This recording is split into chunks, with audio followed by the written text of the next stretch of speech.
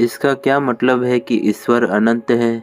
ईश्वर की अनंत प्रकृति का सीधा सा मतलब है कि ईश्वर बाहर मौजूद है और समय या स्थान से सीमित नहीं है।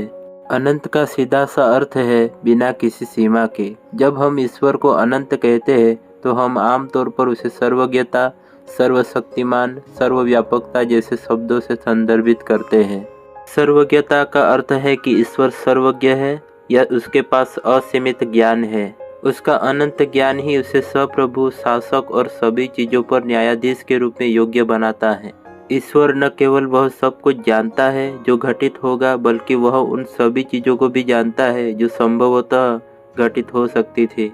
कोई भी चीज़ परमेश्वर को आश्चर्यचकित नहीं करती और कोई भी उससे पाप छिपा नहीं सकता। बाइबल में ऐसे कई संद है जहाँ परमेश्वर अपने स्वभाव के इस पहलू को प्रकट करते हैं।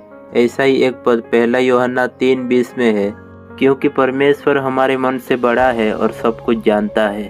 सर्वशक्तिमानता का अर्थ है कि ईश्वर सर्वशक्तिमान है या उसके पास असीमित शक्ति है। सारी शक्ति का होना महत्वपूर्ण है क्योंकि यह ईश्वर की अपनी सप्रभु इच्छा को पूरा करने की क्षमता स्थापित करता है। क्योंकि ईश्वर सर्वशक्तिमान है और उसके पास अनंत शक्ति है, कोई भी उसकी निर्धारित इच्छा को पूरा होने से नहीं रोक सकता है और कोई भी उसके दिव्य उद्देश्यों को पूरा होने से रोक या विफल नहीं कर सकता है। बाइबल में से कई संद है जहाँ परमेश्वर अपने स्वभाव के इस पहलू को प्रकट करते हैं। ऐसा ही एक पद भजन संहिता 115:3 में है, हमारा परमेश्वर तो स्वर्ग में है, उसने जो चाहा वही किया है। यीशु अपने शिष्यों के प्रश्नों का उत्तर देते हुए मत्ती 19:26 में यूँ कहते हैं, यीशु ने उनकी ओर देखकर कहा, मनुष्यों से तो यह नहीं हो सकता, परंतु परमेश्वर से सब कुछ हो सकता है। सर्वव्यापकता का अर्थ है कि ईश्वर सदैव विद्यमान है। ऐसी कोई जगह नहीं है जहां आप परमेश्वर की उपस्थिति से बचने के लिए जा सके। ईश्वर समय या स्थान से सीमित नहीं है, वह समय और स्थान के हर बिंदु पर मौजूद है। ईश्वर की अनंत उपस्थिति महत्वपूर्ण है क्योंकि यह स्थापित करती है कि ईश्वर शाश्वत है। ईश्वर सदैव अस्तित्व में है और सदैव अस्तित्व में रहेगा। समय शुरू होने से पहले परमेश्वर थे। संसार या यहाँ तक कि पदार्थ के निर्माण से पहले ईश्वर था। उसका कोई आरंभ या अंत नहीं है और ऐसा कोई समय नहीं था जब वह अस्तित्व में नहीं था और न ही ऐसा कोई समय होगा जब उसका अस्तित्व समाप्त हो जाएगा।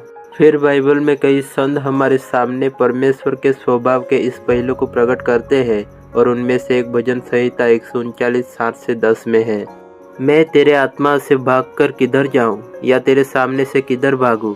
यदि मैं आकाश पर चढ़ूं तो तू वहाँ है, यदि मैं अपना बिछौना अधोलोक में बिछाऊं तो वहाँ भी तू है, यदि मैं भोर की किरणों पर चढ़कर समुद्र के पार जा बसूं तो वहाँ भी तू अपने हाथ से मेरी अगुवाई करेगा और अपने दाहिने हाथ से मुझे पकड़े रखेगा। चूँकि ईश्वर अनंत है, जिसका सीधा सा मतलब है कि ईश्वर सृष्टि से बहुत ऊपर है और सृष्टि से बड़ा भी है और उससे स्वतंत्र भी है। इसका मतलब यह है कि ईश्वर हमसे और उसे पूरी तरह से समझने की हमारी क्षमता से बहुत ऊपर और परे है। अगर उसने खुद को प्रकट नहीं किया होता तो हम नहीं जानते या समझ नहीं पाते कि वह कैसा है। लेकिन शुक्र है कि परमेश्वर ने हमें अपने बारे में अज्ञानी नहीं छोड़ा है। इसके बजाय उसने स्वयं को सृष्टि और हमारा विवेक और विशेष ईश्वर का लिखित वचन बाइबल और ईश्वर का जीवित वचन यीशु मसीह दोनों के माध्यम से हमारे सामने प्रकट किया है। इसलिए हम ईश्वर को जान सकते हैं और हम जान सकते हैं कि उसके साथ कैसे मेल मिलाप करना है और उसकी इच्छा के अनुसार कैसे जीना है। इस तथ्य के बावजूद कि हम सीमित हैं और ईश्वर अनंत है, हम ईश्वर को जान और समझ सकते हैं क्योंकि उसने स्वयं को हमारे सामने प्रकट किया है।